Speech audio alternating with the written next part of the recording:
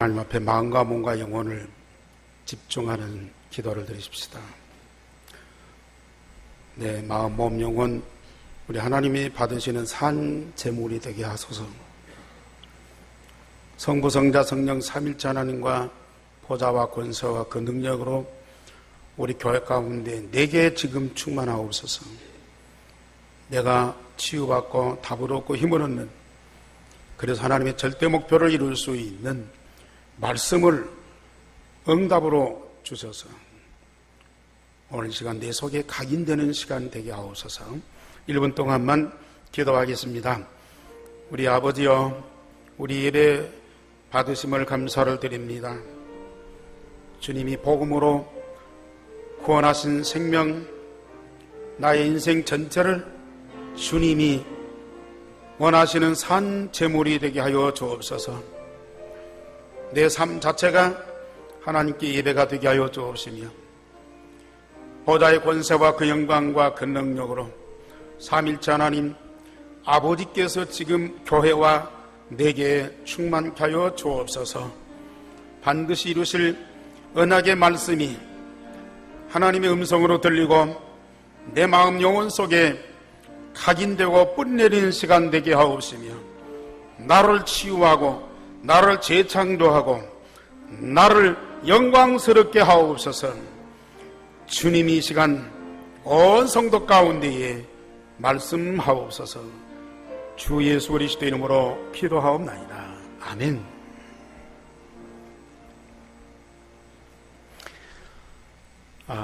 우리 성도들의 기도와 사랑 속에서 한 열흘 동안 남태평양 섬나라 나우루 솔로몬 제도 선교 캠프를 잘 마치고 돌아왔습니다.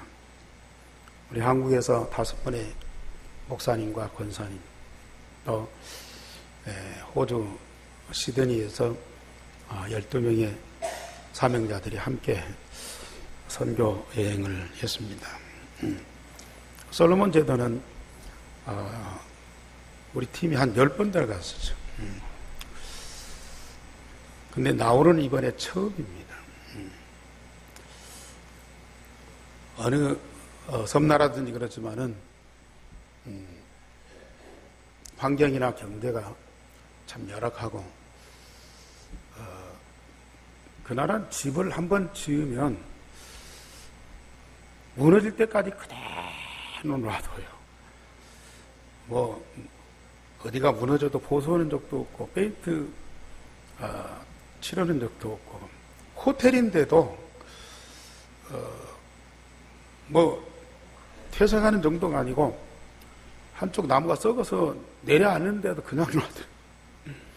자동차도 한번 사면 고치는 법이 없어요. 물론 기본적으로 고칠 수는 고치지만 그냥 타고 그냥 마당에다가 길가에다가 그냥 폐차에 던져버리고, 참 여러 가지로 열악한 나라인데 그 중에도 하나님이 예비하신 제자가 숨겨져 있더라고요. 우리가 묵고 있는 호텔의 매니저가 이제 30살 된 아가씨인데 아주 재능이 많은 4개 국어를, 영어, 뭐 나우루어, 뭐 끼리바시, 뭐 이 투발루, 그 나라들을 말을 다 할 줄 아는 그런 재능. 근데 이분이 말씀 받고 너무 좋아서 자기도 이 복음운동 하겠다고 계속 따라붙는 거예요. 또 한 곳에 갔는데 거기는 동네 들어가서 복음 전하면요, 한 10분도 안 돼서 막 30명, 40명 모이는 건 일도 아니야. 얼마나 갈급하고 말씀 받기를 좋아하는데요. 어른이고 아이고 그냥 이 뭐 동네에 다 오는 거야. 우리 아이들은 복음 전하면 뭐 아주 산만하고 집중 못 하는데 어린 3살짜리도 집중하면서 그렇게 말씀을 잘 들어요. 근데 한 곳에 갔는데 어떤 교회 중직자가 말씀을 듣더니 당신들이 우리 교회에 좀 왔으면 좋겠다. 그러면서 자기 교회를 소개했는데 그 교회 옆에 그 부목사님이 살고 있었어요. 그 부목사님에게 이 복음을 전했더니 고백을 하는 거예요. 우리나라가 기독교 국가고 기독교 문화지만은 복음이 없어졌다. 교회가 정치화되고 또 교권화되고, 그래서 정말 너무 안타까운데 당신들이 이 복음을 갖고 이 땅에 들어왔느냐. 그러면서 자기도 이 복음 운동하겠다. 다시 이제 호텔에 모이라고 해서 제가 메시지를 좀 하고 났더니요, 이 복음을 이렇게 명확하게 간략하게 정확하게 증거할 수 있느냐. 자기도 그렇게 하고 싶다는 거죠. 근데 그 목사님 이름이 우리가 찾는 제자예요. 제자. 영어로 제자. 이름 자체가 영어로 제자라니까요.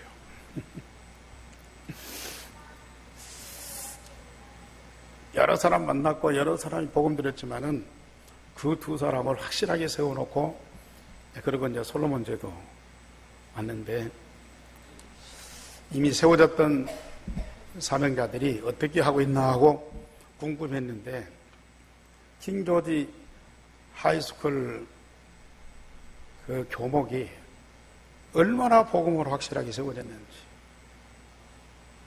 그 사무엘 교장 선생님하고요, 둘이 학교에서 애들 모아놓고 복음 운동을 한 거예요. 복음 편지 갖고 다락방을 하면서 아이들한테 복음을 전하는 거예요. 그런데 아이들이 변하기 시작한 거예요.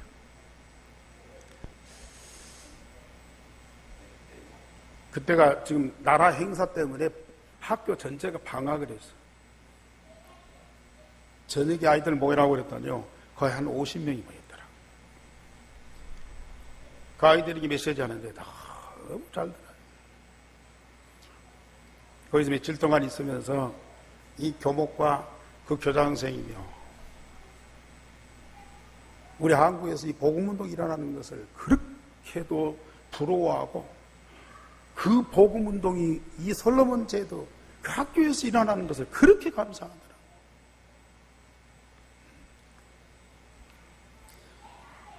물론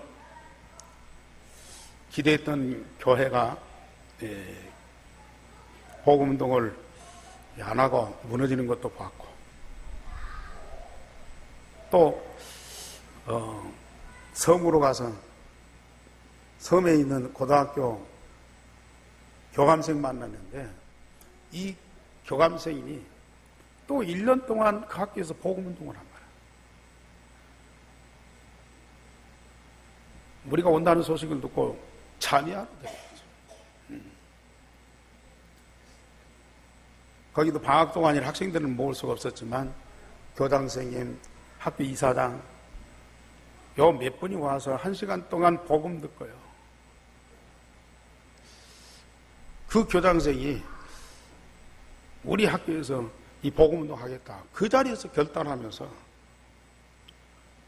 그날 저녁에 다른 교회 집회에 거기까지 또 왔더라고요. 참 이번 어느 캠프도 마찬가지지만은 이번 선교 캠프 여러분들이 오세아니아 현장을 놓고 얼마나 많이 기도하고 있습니까? 물론 다른 교회도 같이 기도하고 같이 마음을 두고 함께 하는데요, 그렇게도 우리가 하나님이 소원을 두고 그 현장을 가슴에 안고 기도하는 그 기도를 하나님이 그렇게 기뻐하시는 거예요. 저는 포럼할 때도 그런 얘기했지만 이번에 선교 캠프는 사도행전 13장 14장 바울팀이 안디옥교에 파송을 받고 구브로로 배 타고 가서 더베로 또 바보섬으로 어디까지 가느냐, 루스드라 섬까지 갔잖아요. 바보섬에서 총독을 복음으로 살리고, 저 루스드라에서는 돌에 맞아 죽으면서도 누구를 살렸어요? 디모데를 만났잖아요. 이번에 우리 선교의 여정이 물론 호주에서 간 분들 있지만 여기서 10시간 비행기 타고 브리즈번 가가지고 거기서 6시간 나우루까지 또 비행기 타고 거기 사역 마치고 또 2시간 비행기 타고 솔로몬 제도 가고, 그 솔로몬 제도에서 호니아라 수도에서 사역하고 또 배를 타고 6시간 저 배 밑창에서 잠을 잤어요. 6시간 배 타고 나가서 말라야타 그 섬에 가서 아까 말한 아이멜레 고등학교에 사무엘이라는 그 교감생님 그 한 사람 만났는데 디모데처럼 얼마나 복음의 열정을 가지는 막 눈물을 겹더라. 그렇게 기뻐하고 즐거워하는, 복음 받고 그렇게 기뻐하고 즐거워하는 모습은 또 처음 봤어요. 교장선생도 그렇고 이사장도 그러고요. 그렇게 좋아해요.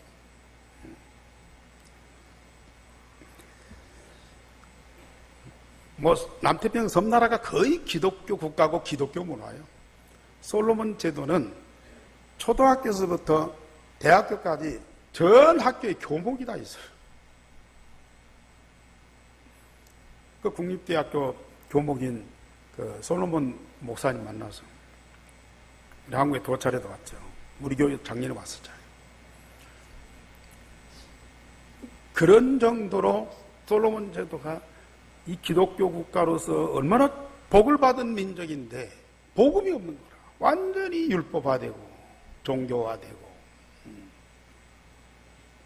그런 나라가요. 얼마나 어렵게 사는. 다른 분들보다도 이 목사님들이 복음 받고 학생들이 변화가 되니까 그렇게 더 좋아하는 거라.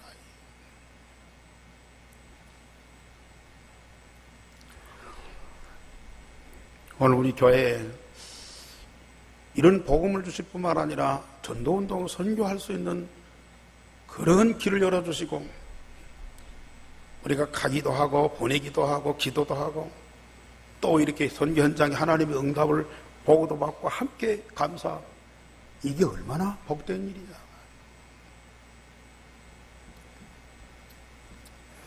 앞으로도 하나님은 계속 이 축복의 문을 열어가실 겁니다. 물론 시간적으로 경제적으로 좀 응답받은 분들은 현장에 또 많이 가야 되겠죠. 듣는 거하고 또 현장에 가서 보는 거하고 또 다릅니다. 하나님의 시간표 따라서 반드시 그런 응답을 주실 줄 믿습니다.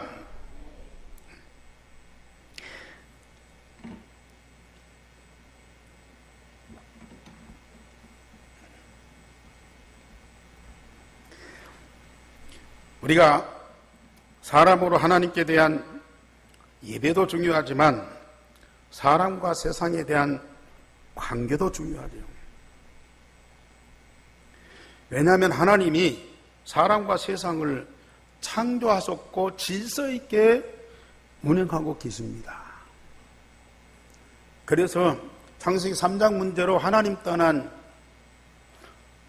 세상 사람들에게도 하나님과 관계와 사람의 관계를 제대로 회복할 수 있는 십계명의 말씀을 우리가 출애굽기 20장에서 보았습니다. 1계명에서 4계명까지는 하나님과의 관계를 유지하는 법입니다. 5계명에서 10계명까지는 사람과의 관계를 유지하는 법입니다. 창세기 2장 17절 하나님이 최초의 법을 선악과를 따먹지 말라는 계명을 주셨는데 사단의 미움을 받고 아담과 하와가 범죄하는 원죄를 저지르는 그런 잘못을 저질렀어요.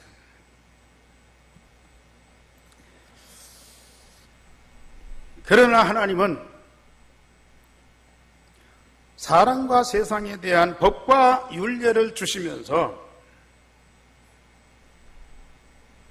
세상을 하나님의 원하시는 목표에 이르도록 이끌어 가지고 계시는 것이죠. 지난주에 십계명을 주신 하나님이 그 백성들에게 이제는 그 십계명을 구체적으로 백성들이 지킬 수 있도록 하고 그 계명을 어겼을 때에 어떤 판결을 내고 어떤 벌을 줄 것이냐, 그 말씀을 주시고 계시는 거예요. 사실은 법을 어긴 사람에게 죄를 정하고 벌을 주는 목적이 아니고 예방법이죠. 여기 보면은 생명은 생명으로, 눈은 눈으로 그랬어요. 얼마나 가혹한 벌입니까? 그러나 하나님의 의도는 그런 벌을 주려는 목적이 아니고 이런 범죄를 저질러서는 안 된다, 이런 가혹한 형벌이 주어지니 절대 범죄하지 말아라 하는 그런 의도거든요. 되게 범죄하는 사람들은 악한 사람도 있지만 또 강한 사람들이거든요. 강한 사람이 약한 사람을 괴롭히고 힘들게 하고 생명을 뺏어가면 그런 강자들이 지배하는 세상이 되고 약자는 계속 어려움을 당해야 돼요. 그래서 약자를 보호하는 측면에서 이런 법을 주신 겁니다.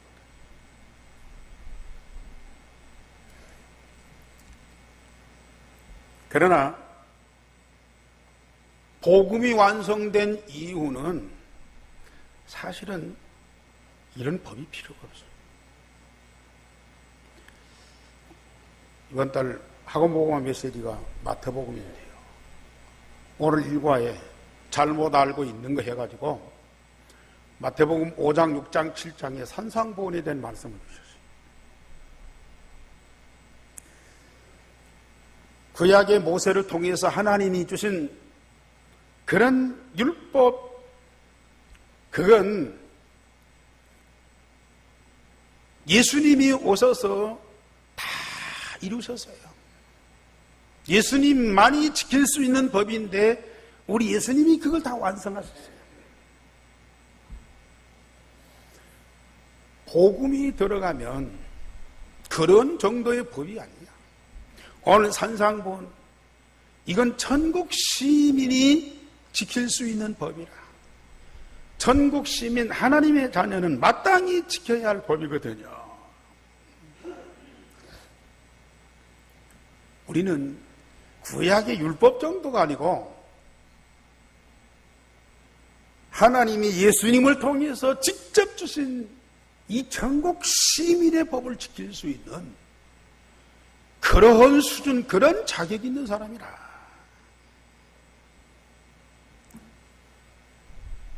사실 복음 알기 전에는 산상수훈의 말씀을 보면 이건 세상에는 있을 수 없는 법이다 그랬어요.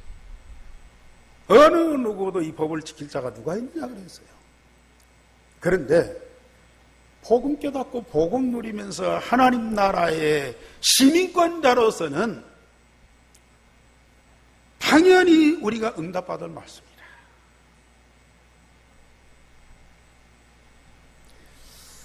세계를 유지하는 수준이 아니고 전 세계를 하나님의 나라로 바꾸는 완전한 하나님의 법이라.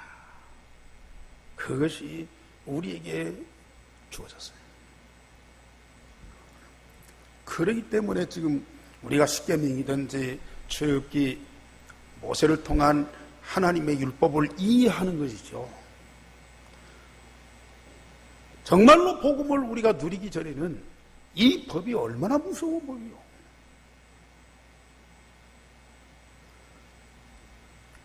그러나 복음 없는 사람들에게는 이런 법이 있을 수밖에 없고요. 있어야 됩니다. 이 법을 가지고도 세상이 유지가 안 되잖아요. 그러나 복음 가진 하나님의 자녀들에게는 이런 법 정도가 아니라니까요. 우리가 하나님의 법, 말씀을 응답받으면 전 세계를 하나님의 나라로 바꾸는, 하나님의 나라 그 영광으로 가득하게 하는 하나님의 절대 목표가 이루어질 수 있다는 거예요. 그러나 아직 복음이 완성되지 않은 이스라엘 백성들에게, 광야의 삶을 살아가는 이들에게는 이 법이 꼭 필요한 거거든요. 그래서 오늘 제목 보십시다. 시작. 생명은 생명으로, 눈은 눈으로. 이 많은 법들 중에서 가장 첫 번째 법이 노예에 대한 법입니다. 노예. 노예하면은 가장 먼저 떠오르는 민족이 어느 민족이에요? 물론 뭐 아프리카, 뭐 흑인들, 또 뭐 세계 난민들 얼마나 많은지, 이번에 뭐 남태평양 섬나라들도요, 거의 흑인 수준이죠.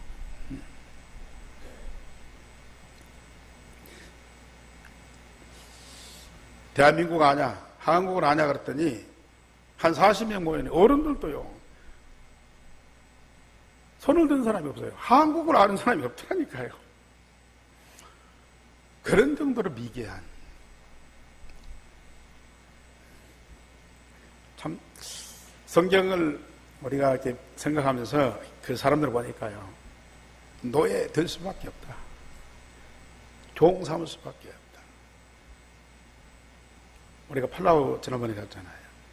그 역사에 보니까요, 박물관에 가서 역사 보니까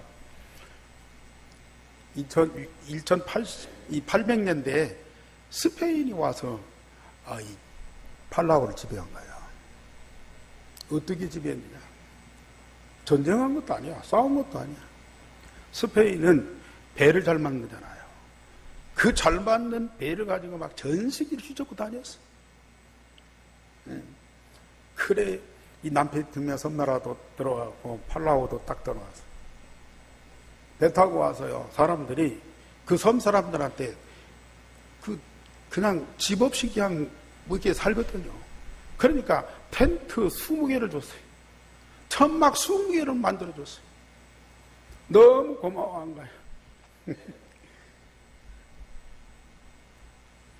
그 스페인 사람들을 너무 좋아하는 거예요.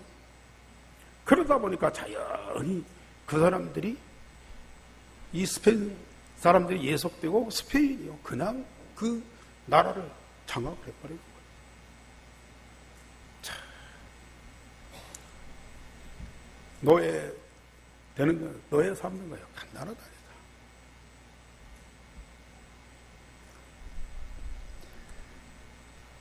많은 민족이 이런 노예되고 포로되고 속국되지만은 유달리 가장 많은 고난을 받은 민족이 이스라엘 민족 아닙니까?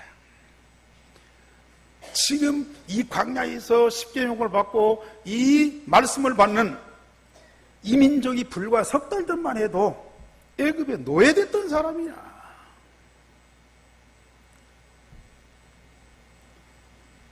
(400년) 동안 노예로 고통받고 겨우 이제 해방받아서 광야에 와서 언약의 백성으로, 하나님 백성으로 살아가는 그들에게 맨 첫 번째 주시는 법이 노예에 대한 법이라.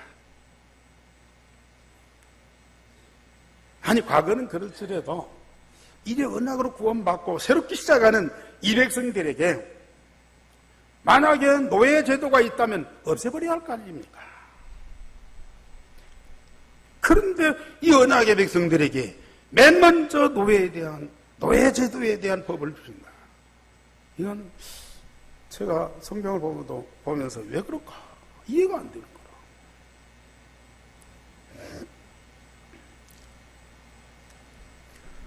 사실 물론 뭐 도적질하지 말라, 살인하지 말라, 간음하지 말라, 뭐 거짓 증거하지 말라, 다 좋은 법들이에요.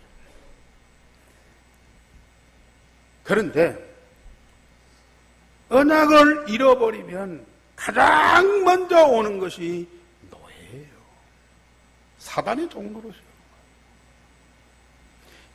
영적으로 사단의 종로를 본받아 육신적으로도 노예 생활, 노예 신분으로 바뀔 수밖에 없는 거라.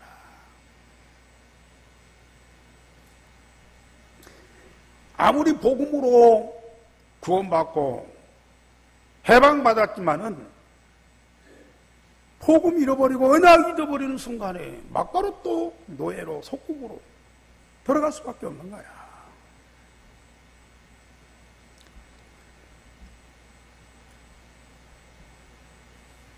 반대로 하나님은 꼭 이스라엘 민족에 국한된 법이보다는 일반적으로 이 땅에 일어날 수 있는 모든 사건, 모든 문제에 대한 법을 다 주셨어요.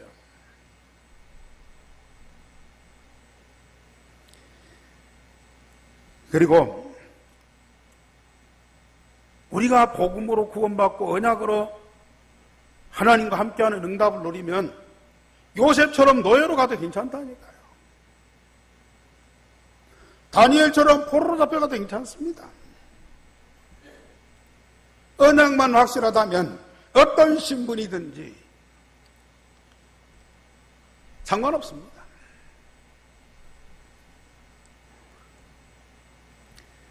우리는 육신적으로 경제적으로 자유하고 그리고 모든 걸 다 가진 자가 되어야 되지만은 복음을 가지고 영적으로 자유인이 되어야 하거든요.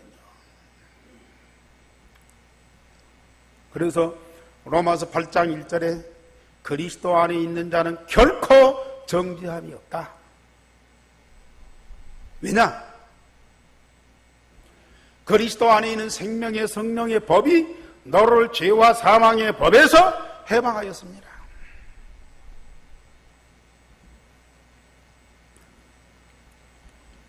이게 바로 구원입니다. 이게 바로 자유입니다. 복음 가지고 영적으로 자유하면 애굽의 노예로 갈지라도 바벨론의 포로로 잡혀갈지라도 아무 상관이 없어요. 반드시 살아남게 돼 있고요. 정복하게 돼 있고요. 변화시킬 수 있어요. 이것이 바로 우리에게 주신 하나님의 응답이라. 그러면서 하나님은 모세를 통해서 여기 보면은 21장 1절에 보면은 내가 백성 앞에 세운 규례는 이러하니라. 네가 히브리 종을 사면, 이 히브리 종을 사면, 여기 히브리는 누구이죠? 아브라함의 자손 아닙니까? 아브라함의 자손은 언약의 백성이라. 히브리인, 강 건너온 자, 갈대아 우르에서 강 건너온 자, 그게 아브라함과 아브라함의 자손 히브리 민족이라고 해요.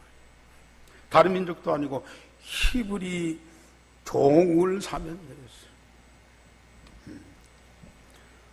사실 뭐 꼭 전쟁에서 포로 잡아와서 노예 삼고 그것만 노예가 아니에요.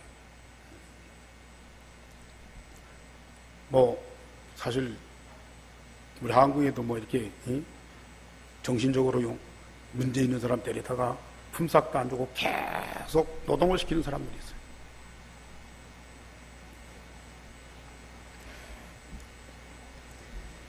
히브리 종을 사면 6년 동안 주인을 섬기고 7년째는 몸값을 물지 않고 자유인이 되게 하는 것입니다. 어쩔 수 없다니까요.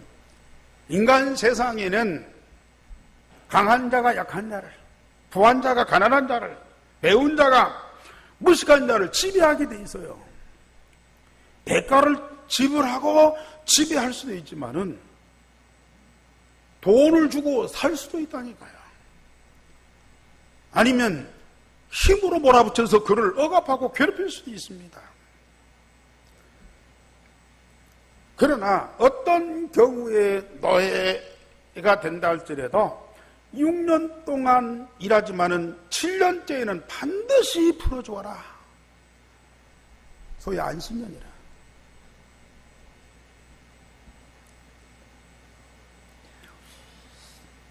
하나님이 정하신 법이죠.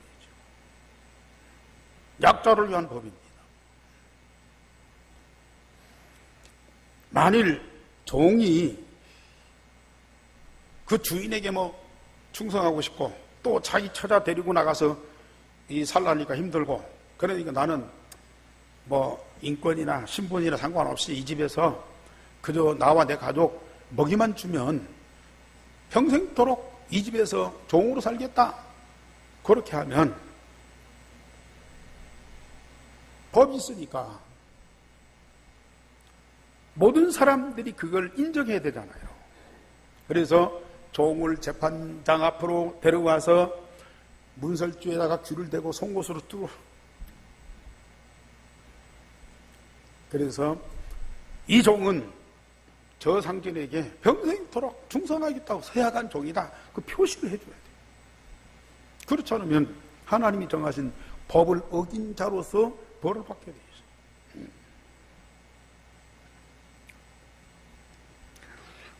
또 딸을 갖다가 종으로 팔 수도 있어요. 인신매매. 남들이 종으로 사람을 돈 주고 사는 것보다 가족이, 부모가 자식을 종으로 팔 수, 그런 경우도 있잖아요. 옛날 우리나라도 그렇고 지금도 그런 현상이 벌어져요.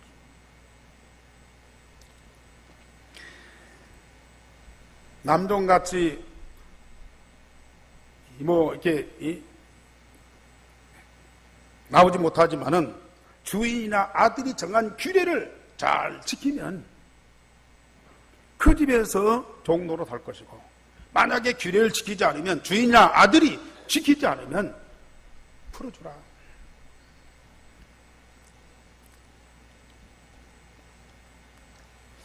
약자나 또 경제적 이유로 다른 사람의 노예가 되었다 할지라도 자유인이 될 수 있는 기회를 줍니다.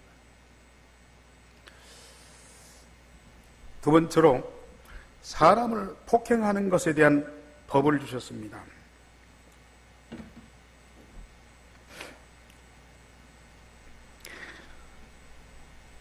12절에서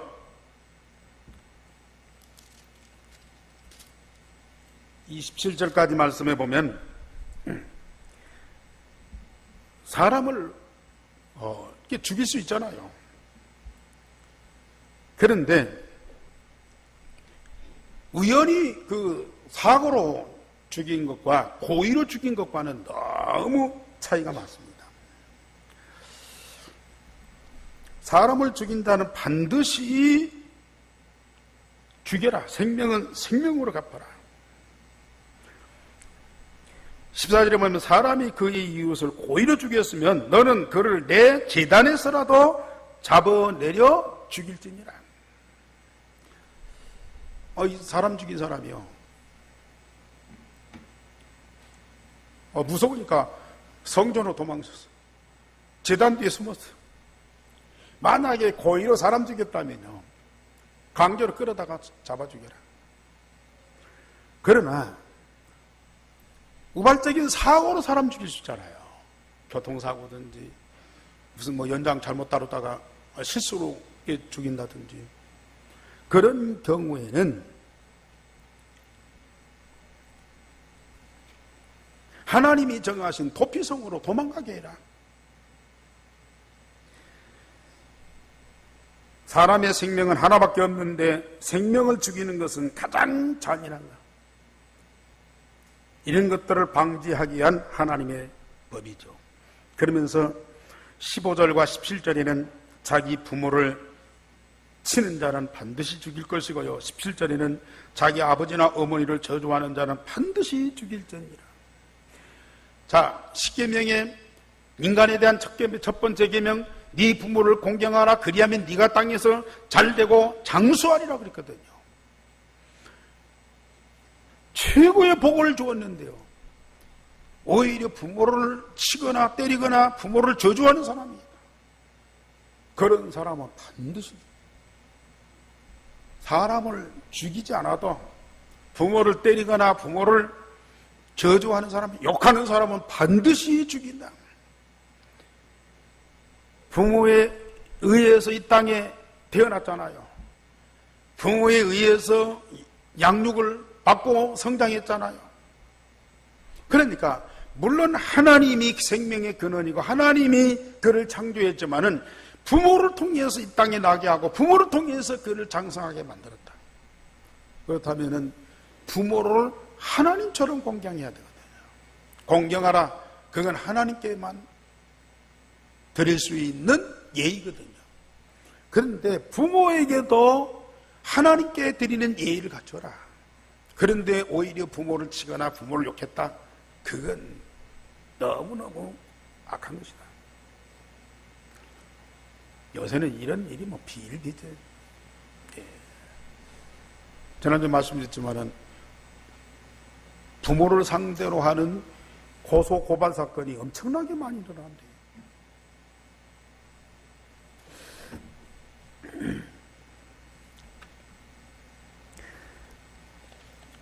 그리고 16절에 보면은 사람을 납치한 자는 팔았든지 아니면 자기의 종으로 삼았든지 반드시 죽일지니라. 상대방의 의견을 무시하고 그 사람을 납치했다. 살인죄나 똑같은 것이다.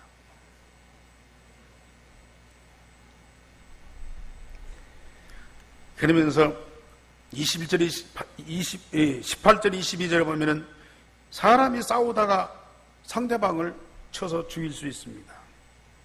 그런데 그때 죽지 않고 병들어서 누워있다. 그러면 그동안에 모든 대가를 지불하고 완치될 때까지 보상해라. 지금 세계 나라의 법들이요, 이 모세의 율법을 중심으로 만들어진 법들이 많습니다. 사실 이스라엘 백성이 광야 40년 생활할 그 당시에는 거의 원주민 수준이라. 무슨 족장이, 부족장이든지 추장이든지 그 부족 중심에서 나라를 이루고 생활하던 그 시대입니다. 다른 민족은. 그러니 그 족장이나 추장이나 이런 사람들의 생각이 그들의 법이에요. 이런 법이 있을 수가 없어요. 이때 당시에 이스라엘 민족에게는 이런 수준 높은 법이 만들어졌다. 그건 그들에 의한 것이 아니고 하나님이 주신 법이라.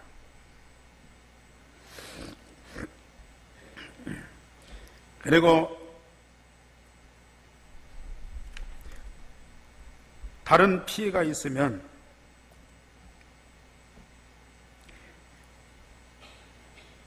임산부를 만약에 낙태시켰으면 벌금을 물어라. 그거요. 또 다른 피해가 있으면 생명은 생명으로, 눈은 눈으로 갚을 것이라. 또 된 것은 된 것으로, 이는 이로, 손은 손으로, 발은 발로, 상하게 한 것은 상함으로, 때린 것은 때림으로 갚을지니라 그랬어요. 지금도 이슬람 종교를 가진 아랍권에서는 그 이 모세 율법 그대로 지키고 있다니까요.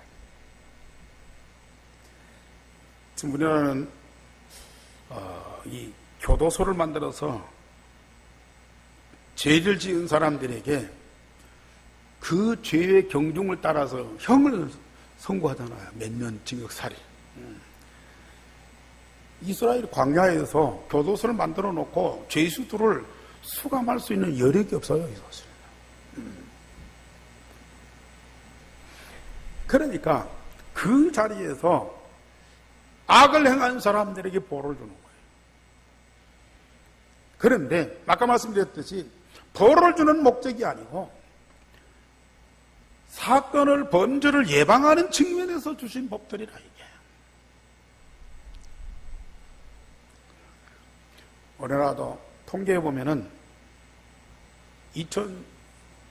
2013년에 살인사건이 한 1000건 있었대요. 자살사건은 더 많고요. 하루에 36명이 자살한대요. 그런데 살인사건은 하루에 3명 정도 사건이 나요. 살인 미수까지 합해가지고. 살인사건은 적은 것 같은데 이것도 엄청난 사건이에요. 그런데 남이 남을 죽이는 그런 살인사건보다 지금은 가족이 가족을 죽이는 그런 살인사건이 더 많아졌다니까요. 이게 보통 심각한 사건이 아니에요.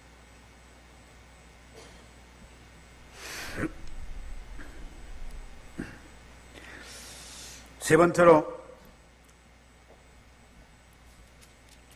28절에서 36절까지 보면은 짐승이 피해를 입혔어요.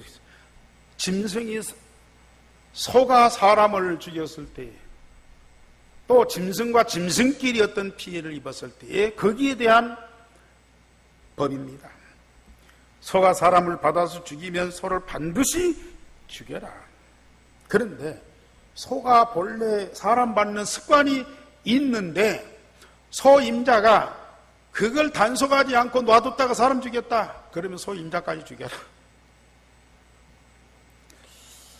사람이 구덩이를 봤는데 그걸 덮어두고 안전하게 관리를 해야 되는데 사람이 아니면 짐승이 거기에 빠지면은 구덩이 주인이 그걸 보상을 해라.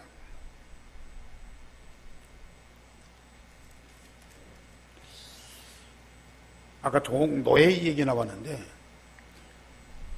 만약에 종이 죽었다, 그 구덩이 빠져 죽었다, 아니면 소에 치여서 죽었다, 그러면 보상을 어떻게 했냐?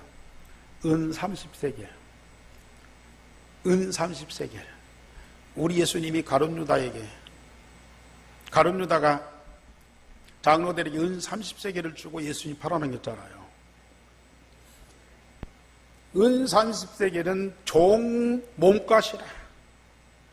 종 한 사람의 몸값이라. 예수님이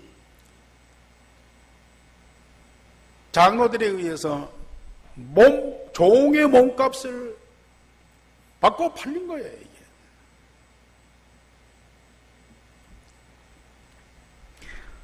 짐승끼리 싸우다가 죽잖아요. 그러면 살아있는 짐승을 팔아서 반절로 나누고 고기도 반절로 나누고 이런 법이 있습니다. 자, 이 모든 범죄의 배경에는 뭐가 있습니까?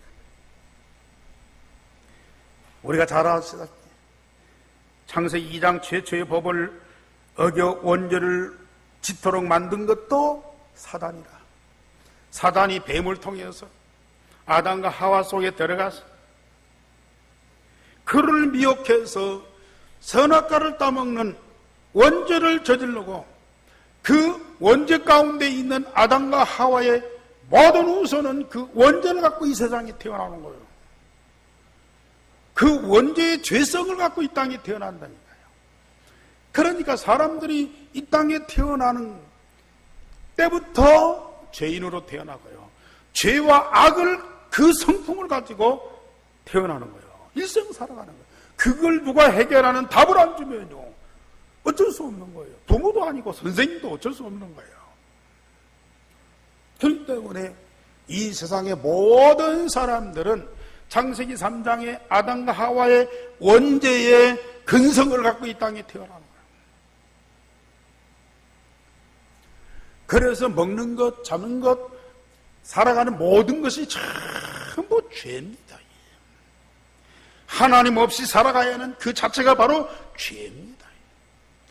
어떻게 그들이 하나님의 법을 다 지키면서 이렇게 율법을 다 주었지만요, 이 모세 율법을 지킬 수 있는 사람은 세상에 아무도 없고요, 오직 하나님만이 그걸 지킬 수 있는데 독생자 그리스도가 오셔서 이 법을 완성하시고 우리 속에 있는 아담과 하와의 원죄의 근성을 근본적으로 해결해 주셨어요.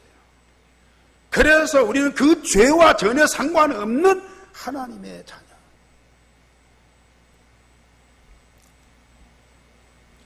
요한복음 8장 44절에서는 마귀는 너희는 너희 아비 마귀에게서 났으니 그 마귀는 거짓과 살인의 아비라고 말했습니다.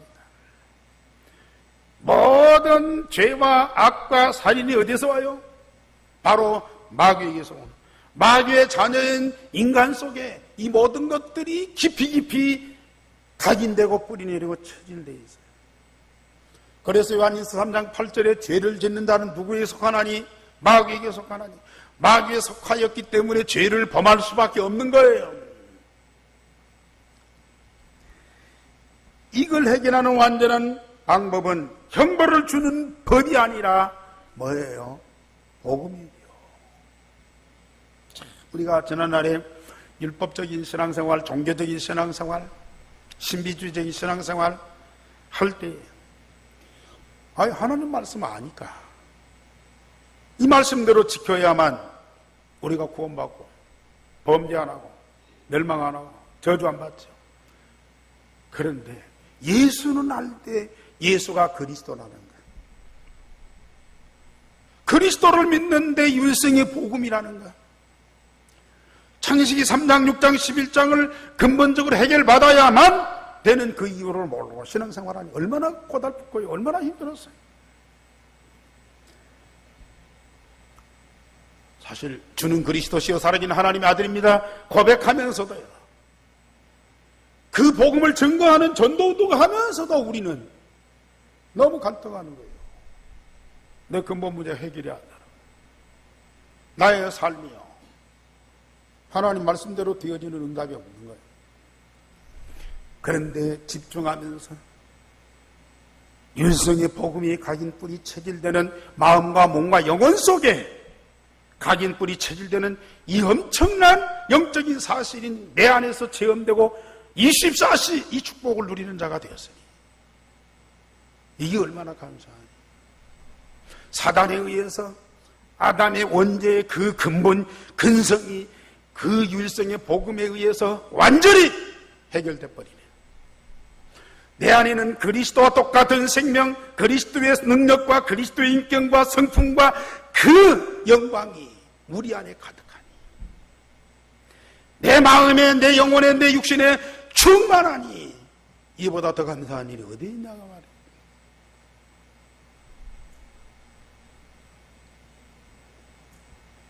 이런 응답 갖고 우리는 노예 생활에도 괜찮다니까요. 이런 응답을 가지고 세상 속에서 어떤 핍박과 환난을 당해도 우리는 감사할 수밖에 없고요, 승리할 수밖에 없고요, 렘넌트요 끝까지 살아남습니다. 반드시 성공합니다.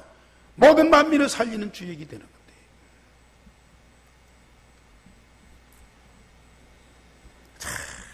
이게요 사실화돼서 이것이 우리 날마다 삶 속에서 체험되니 얼마나 감사합니다. 아무리 아브라함의 자손 이스라엘 언약의 백성이라도요, 노예에서 해방되고 포로에서 해방되고 속국에서 해방되고 그런 응답을 받았을지라도 유일성의 복음이 각인 뿌리 체질되는 것은 주님이 십자가 부활의 복음을 완성하고 우리 안에 성령으로 계신 그 순간, 그 이후부터 되어진 응답 아닙니까? 그것이 저와 여러분들에게 주어진 사실적인 축복이고 구원의 응답이라.